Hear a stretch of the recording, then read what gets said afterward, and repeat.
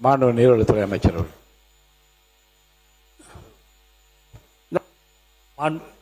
அண்ணா ஒன்னே ஒரு மாண்பு பேரவைத் தலைவர் அவர்களே, அண்ணன் சொன்னாங்க எல்லாம் மலையில் இருக்க வசிக்கிறவங்களுக்கெல்லாம் ரோடெல்லாம் போட்டிருக்கிறோம் அப்படின்ட்டு. அண்ணனுடைய மாவட்டம்தான் திண்டுக்கல் மாவட்டம்.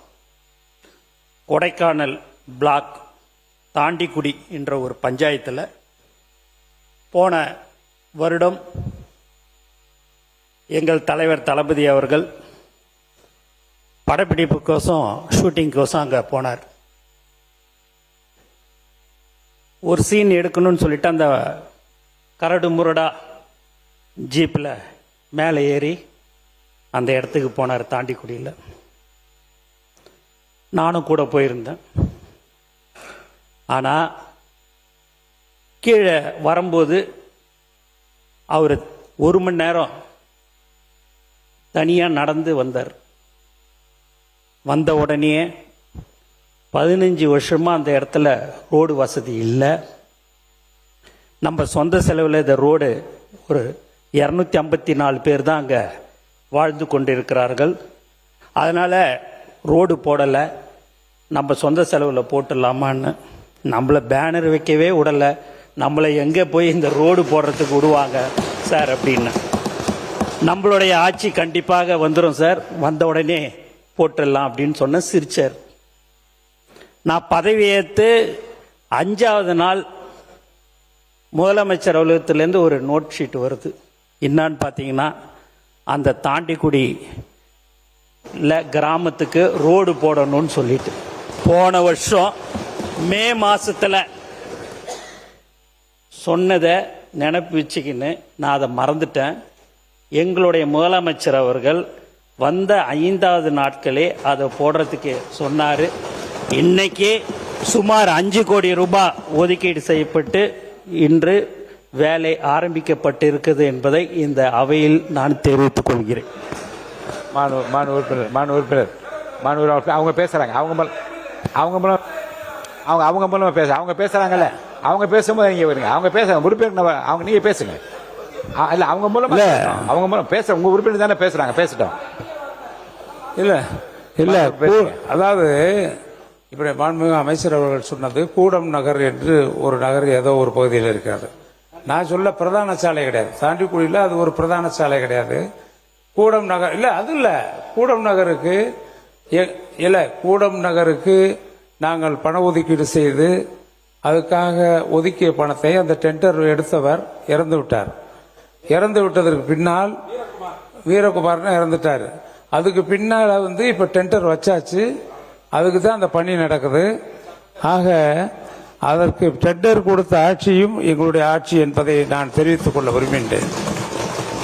இதில் குறிப்பாக எங்களது ஆட்சியில் கிராமப்புற உட்கட்டமைப்பு வசதிகளை மேம்படுத்துவதற்காக பல்வேறு திட்டங்களில் எல்லா திட்டங்களுடைய நிதிகளையும் ஒதுக்குறோம்.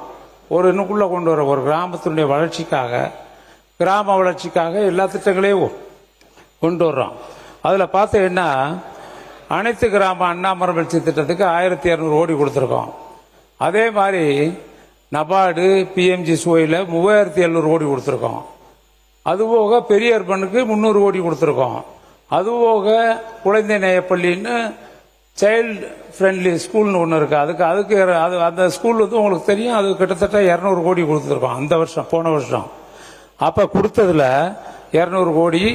அதே மாதிரி கிராமத்தில் இருக்கக்கூடிய ஏற்கனவே கிராமத்தில் இருக்க நீர்த்தேக்க தொட்டிகள்லாம் 6 மீட்டர் 7 மீட்டர் தான் இருக்கு, அதை 12 மீட்டர் ஆக்கி இதுவரை வரலாற்றில் இல்லாத வானத்தை பார்க்கின்ற அளவிற்கு ஏறத்தாழ 7500 மேல்நிலை நீர்த்தேக்க தொட்டிகள் கிராமப்புறங்களில் கட்டப்பட்ட ஆட்சி கடந்த கால ஆட்சி என்பதை நினைவுற விரும்புகின்றேன். அதுல கடந்த ஆண்டு 300 கோடி. அந்த 300 கோடி நீங்களாக தொடர்ச்சியாக பல்வேறு திட்டங்களின் மூலமாக நம்ம புதிய நீர்த்தேக்க தொட்டிகள் கட்டது 300 கோடி. உயர்மட்ட பாலங்களுக்காக 800 கோடி கொடுத்திருக்கோம். இது போக ஊரக பகுதியில் உள்ள தெருக்கள் மற்றும் அந்த குறுகலான சந்தைகளுக்காக 350 கோடி கொடுத்திருக்கோம். ஊரக பகுதியில் உள்ள மண் சாலைகளை ஓரடுக்கு கப்பி சாலைகளாக மாற்றுவதற்கு 150 கோடி கொடுத்திருக்கோம். அதே மாதிரி கிட்டத்தட்ட அங்க இருக்கக்கூடிய நீர்வளங்களை பாதுகாப்பதற்காக ஒரு 500 கோடி கொடுத்திருக்கோம். இது ஊராட்சி மன்ற கட்டடங்கள் கட்டுவதற்கு 157 கோடி கொடுத்திருக்கோம்.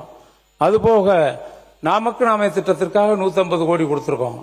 ஏறத்தாழ 8000 கோடி அளவிற்கு நாங்கள் நிதி அளித்திருக்கிறோம் கடந்த ஆண்டு.